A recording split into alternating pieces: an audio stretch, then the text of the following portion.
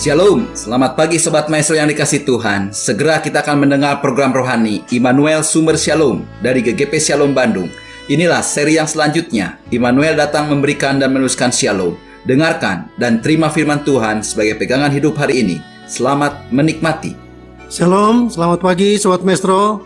Kita bersyukur kita boleh bertemu kembali dan kita boleh mendengar firman Tuhan sebelum kita melangkah masuk pada hari yang baru ini. Mari kita berdoa. Terima kasih Maha Besar Bapa yang di surga, penyertaan Tuhan semalam sehingga pagi ini kami boleh bangun lagi dan boleh bersiap untuk berkarya. Dan terima kasih ada kesempatan buat mendengar firman Tuhan. Mari Tuhan rendahkan hati kami, sederhanakan iman kami, arahkan kami dengan firman Tuhan. Dalam nama Tuhan Yesus Kristus. Haleluya. Amin. Kita membuka 2 Tawarik 7 ayat 13 dan 14. Bila mana aku menutup langit sehingga tidak ada hujan, dan bila mana aku menyuruh belalang memakan habis hasil bumi, dan bila mana aku melepaskan penyakit sampar di antara umatku, dan umatku yang atasnya namaku disebut merendahkan diri, berdoa, mencari wajahku, lalu berbalik dari jalan-jalannya yang jahat, maka aku akan mendengar dari surga dan mengampuni dosa-dosa mereka serta memulihkan negeri mereka. Juga saudara saya akan membaca dalam Mazmur 139, 23 dan 24. Selidikilah aku ya Allah, dan kenalah hatiku, ujilah aku, dan kenalah pikiran-pikiranku. Buatlah, lihatlah apakah jalanku serong, dan tuntunlah aku di jalan yang kekal.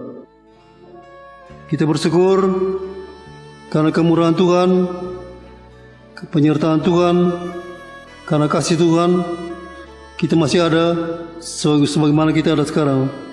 Bukan karena kita cukup disiplin, cukup obat, cukup dan lain-lain, atau kita lebih dari yang lain, tetapi semata-mata karena kasih dan kemurahan Tuhan. Jadi saudara-saudara saya berulang kali mendengar berita ada yang sakit, ada yang meninggal karena COVID.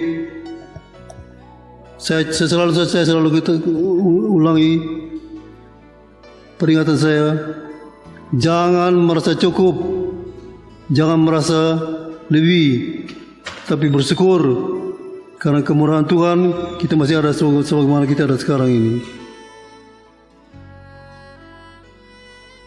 Dari dua ayat yang kita baru baca dalam baca ini, kita merenungkan satu hal yang mungkin kita belum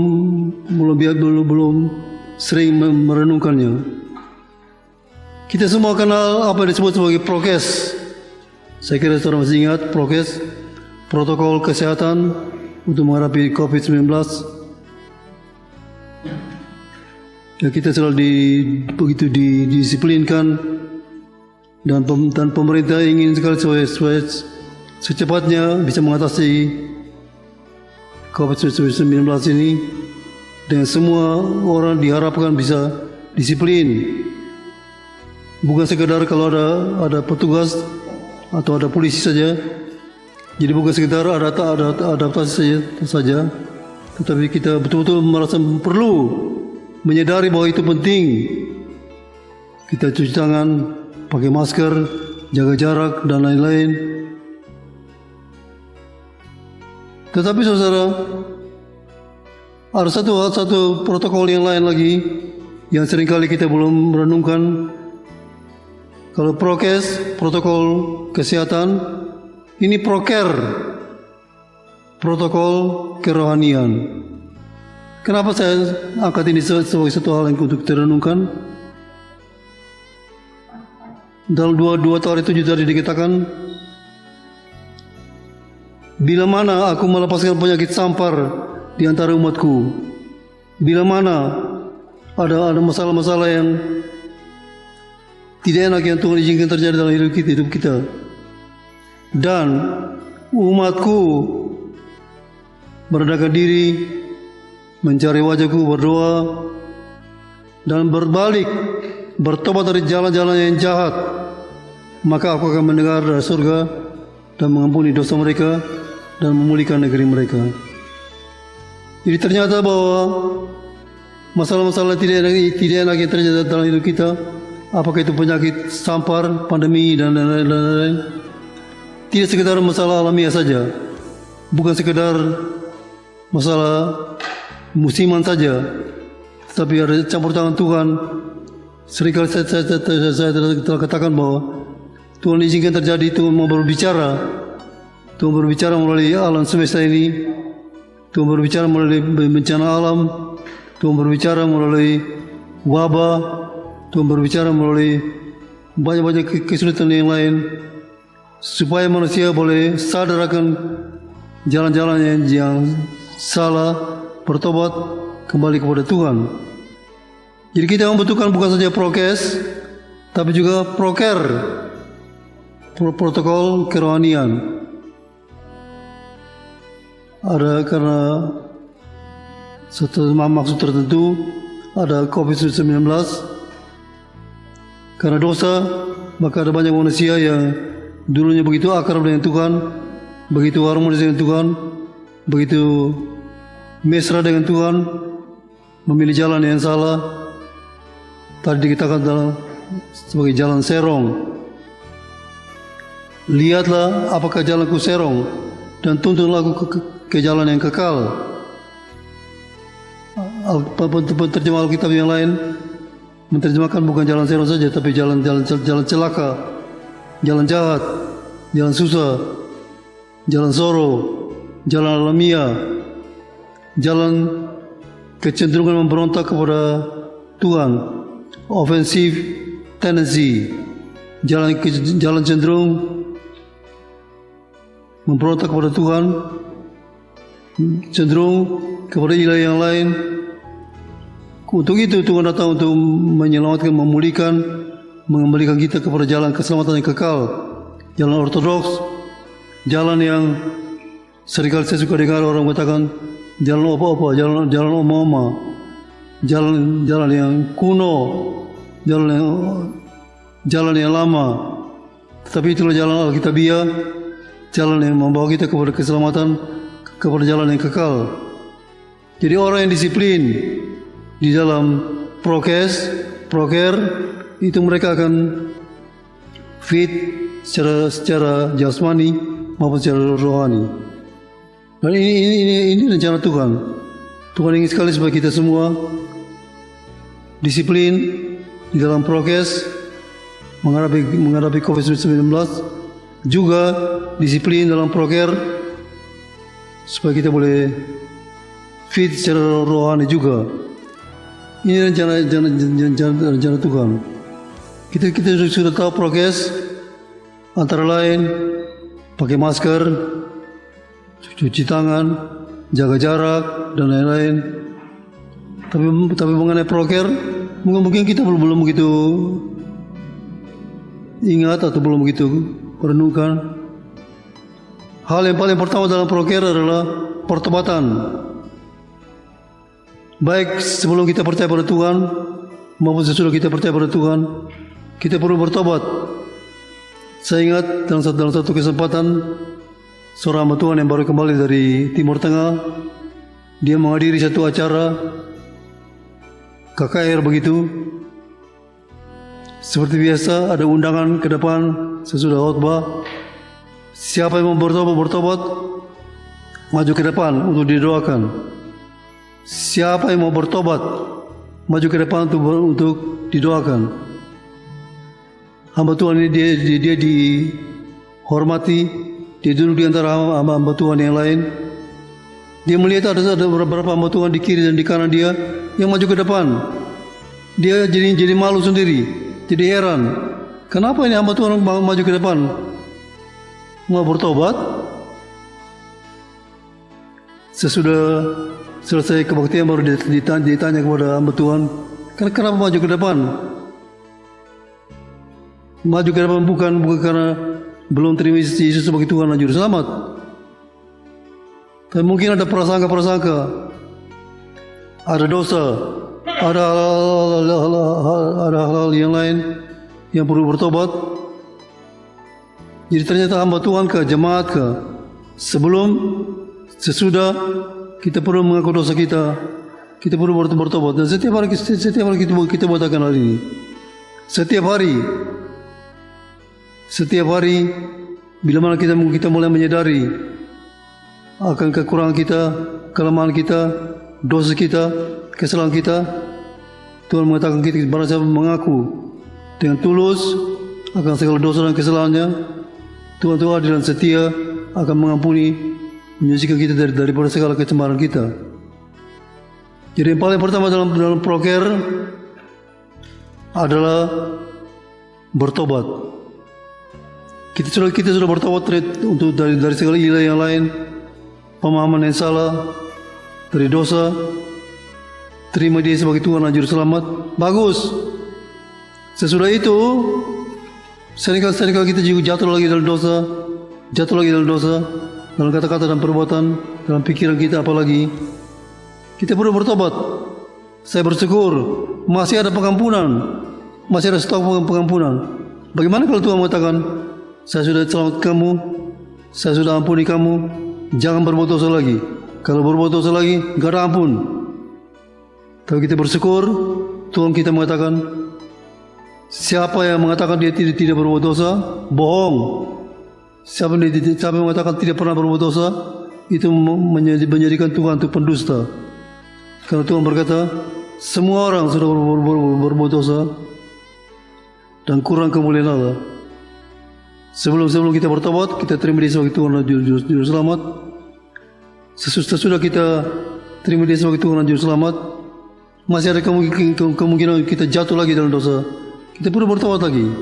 Ini yang paling pertama. Ini yang kita buat setiap hari. Jangan malu.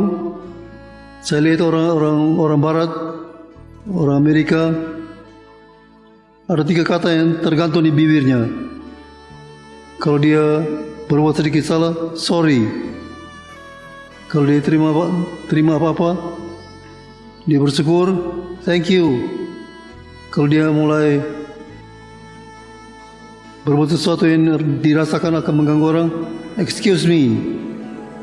Jadi 3 kata yang tergantung di bibirnya, dan salah satunya adalah sorry. Apa itu sorry? Sorry itu artinya kita mengaku kita salah. Kita mengaku kita ada keliru. Mengapa kita buat di luar dan kita tidak buat dalam rumah tangga kita?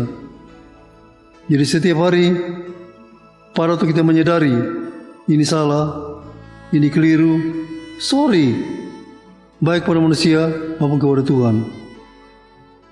Sesudah kita bertobat, maka ada satu hal yang kita seringkali kurang renungkan juga adalah hidup di dalam Kristus.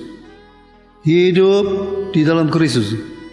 Ada ayat keramat yang seringkali saya katakan, para Tuhan mengatakan kepada murid-murid, pada waktu aku sudah bangkit dari antara orang mati, kamu akan mengetahui bahwa aku dalam Bapa, artinya kamu percaya bahwa akulah Immanuel.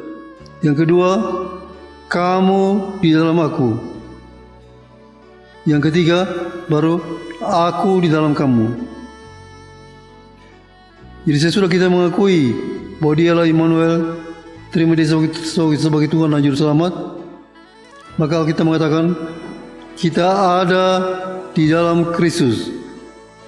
Pada saat Dia tersalib, kita tersalib beserta dengan Dia. Mati beserta dengan Dia. Dikuburkan beserta dengan Dia. Kita ada dalam Dia. Jauh sebelum kita lahir, sebelum kita ada, Tuhan sudah buat segala perkara ini untuk kita. Jadi kita bersyukur kita ada di dalam Dia. Baru kita akan bisa mengalami Dia ada dalam kita. Dan kita berkata, siapa yang percaya kepada firman Tuhan, pegang firman Tuhan, ikut firman Tuhan, Tuhan ada dalam kita, kita ada dalam Tuhan. Jadi kita bersyukur orang-orang yang telah bertobat masih mengalami hidup di dalam Kristus. Dan seringkali saya katakan dalam acara-acara pemakaman, ada 3 tahapan yang akan dijalani oleh orang Kristen. Kalau kita masih hidup, orang percaya hidup di dalam Kristus. Kalau kita dipanggil pulang, sebelum Tuhan datang kembali, kita pergi tinggal beserta dengan Kristus. Kalau Tuhan datang kembali, kita akan diubahkan sama seperti Kristus. Jadi 3 tahapan ini. Yang paling pertama adalah hidup di dalam Kristus. Hidup di dalam Kristus itu berarti kita hidup dalam satu persekutuan dengan Roh Kudus. Seringkali saya ingatkan dan peringatkan, menjadi orang Kristen bukan sekedar menjadi orang beragama Kristen, tapi orang yang memilih hidup dalam satu persekutuan dengan Yesus Immanuel atau Roh Kudus. Saya selalu ingat ada seorang yang mendaftarkan diri untuk dibaptis dan akhirnya menikah. Dia bukan dari kalau dari orang Kristen. Beberapa waktu kemudian dia datang ke rumah. Bapak Pendeta, saya mau berhenti jadi Kristen, katanya. Saya mau berhenti jadi Kristen. Kenapa? Dia sudah menikah dengan orang Kristen, rupanya nggak cocok. Saya mau berhenti jadi Kristen. Kalau mau berhenti jadi anggota gereja, ada kantor gereja. Kalau mau berhenti dari orang Kristen, itu kamu berbicara dengan Tuhan. Jadi menjadi orang Kristen bukan sekedar menjadi orang beragama Kristen, tapi menjadi orang yang hidup dalam satu persekutuan dengan Roh Kudus. Sesudah itu, saudara, seringkali kita mendengar apa yang disebut sebagai latihan ibadah. Ini juga satu proker bertobat dalam Kristus, persekutuan dengan Roh Kudus, latihan ibadah, spiritual exercises, disiplin dalam ibadah, baik secara pribadi maupun secara bersama-sama, disiplin membaca Alkitab, berdoa, melayani, membawa persembahan, dan lain-lain, merupakan disiplin dan latihan ibadah yang Tuhan harapkan bisa membuat kita sehat secara rohani. Jadi orang yang menghadapi COVID seringkali dianjurkan olahraga yang cukup, senam yang cukup.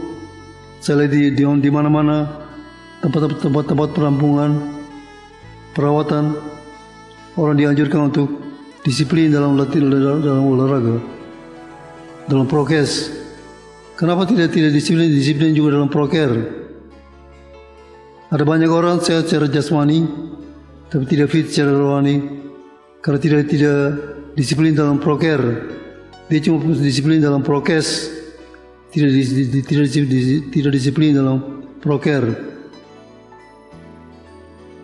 Punya Alkitab tidak pernah dibuka, rapi sekali, baru tetap baru. Tapi ada orang yang punya Alkitab, karena seringkali dibaca begitu usang, begitu kotor.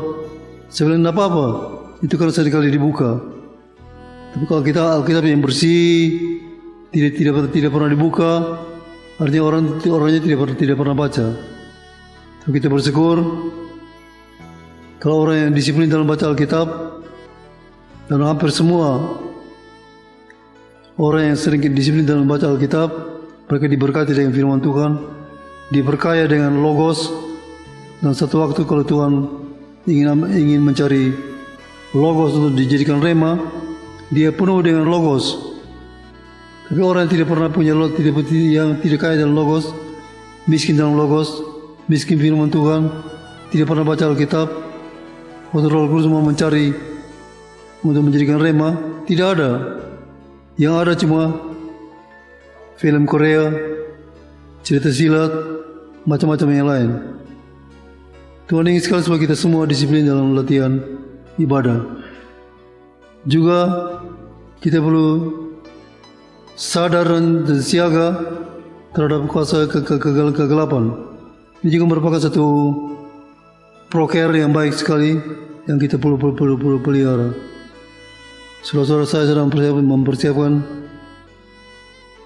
satu khotbah, yaitu APD, alat pelindung diri yang rohani. Juga saudara, kita perlu memelihara proker yang lain, yaitu tetap di dalam misi surgawi. Setiap pekerjaan yang Tuhan berikan kepada kita, itu satu misi yang Tuhan berikan kepada kita, yang kita perlu pelihara, kerjakan yang sebaik-baiknya. Saya senang sekali ada seorang teman hamba Tuhan mengirim saya satu buku agak tebal, Modern Mission, misi modern, agak tebal. Tapi saya senang, karena saya lihat topiknya penting, saya baca. Kesimpulannya adalah setiap pekerjaan yang Tuhan berikan kepada kita, itu misi dari Tuhan buat kita. Kalau dulu orang anggap ada kerja Tuhan, kerja dunia. Seringkali orang tanya, kerja apa kamu sekarang? Kerja dunia. Apa itu kerja dunia? Kerja pekerjaan di dunia katanya. Kamu apa? Kerja Tuhan. Apa itu kerja Tuhan? Kerja di gereja katanya. Tapi sekarang, baik di gereja, di luar gereja, setiap pekerjaan itu yang Tuhan berikan, itu misi dari Tuhan. Jadi kepada setiap orang diberikan satu pekerjaan, satu misi, satu firman Tuhan untuk diteruskan, dan orang-orang yang Tuhan berikan kepada kita untuk kita pelihara dan injili. Jadi saudara, salah satu proker, kita perlu memastikan kita masih ada dalam misi surgawi yang merupakan bagian dari proker protokol kerohanian.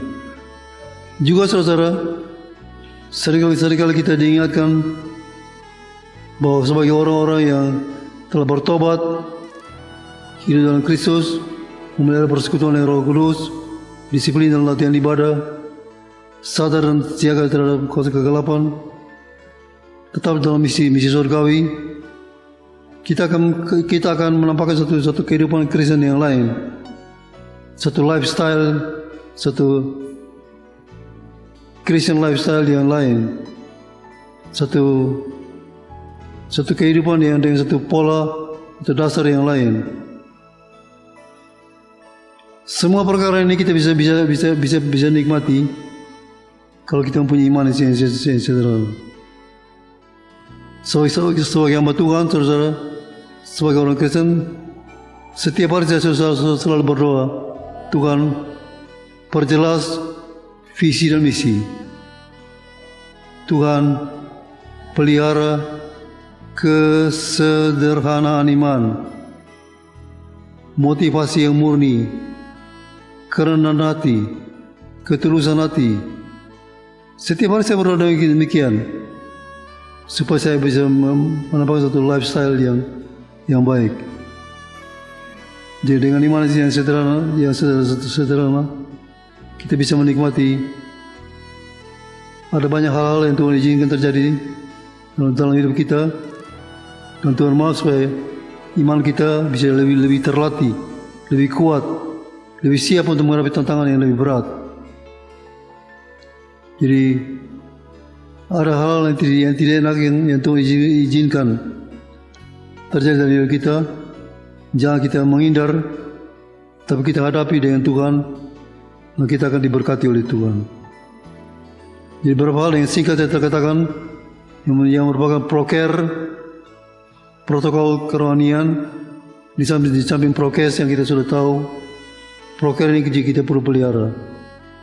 Jadi kita perlu disiplin dalam prokes, bagus, tetapi disiplin juga dalam proker, sehingga kita sehat fit secara rohani, fit secara jasmani, dan kita akan diberkati oleh Tuhan. Amin.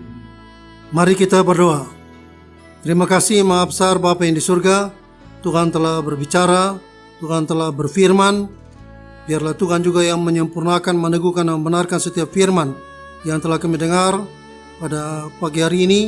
Dan Tuhan sendiri juga yang memimpin kami dalam seluruh kegiatan kami pada hari ini. Tuhan memberkati semua yang telah mendengar pada pagi hari ini. Yang sakit Tuhan sembuhkan, yang lemah Tuhan kuatkan, yang ragu-ragu Tuhan mantapkan. Ada masalah-masalah dalam rumah tangga, dalam usaha dan pekerjaan, Tuhan pimpin keluar yang satu kemenangan. Tuhan memberkati juga Radio Maestro dengan segala pergumulannya, sehingga melalui radio ini nama Tuhan boleh dipermuliakan. Dalam nama Tuhan Yesus Kristus. Haleluya. Amin. Kita telah mendengarkan firman Tuhan yang berkuasa, meneguhkan, menyegarkan, bahkan memulihkan kita. Kalau saudara ingin pelayanan konsultasi lebih lanjut, saudara bisa menghubungi GGP Shalom, Jalan Semar nomor 36 Bandung, telepon 6012-604. Saudara-saudara yang belum mengambil keputusan di mana saudara akan hidup berjemaat, saudara dan keluarga bisa berbakti bersama kami pada hari Minggu, jam 7, jam 9 pagi, dan setengah 5 sore. Kami mengundang dan menanti saudara sampai bertemu kembali pada waktu dan gelombang yang sama. Tuhan memberkati.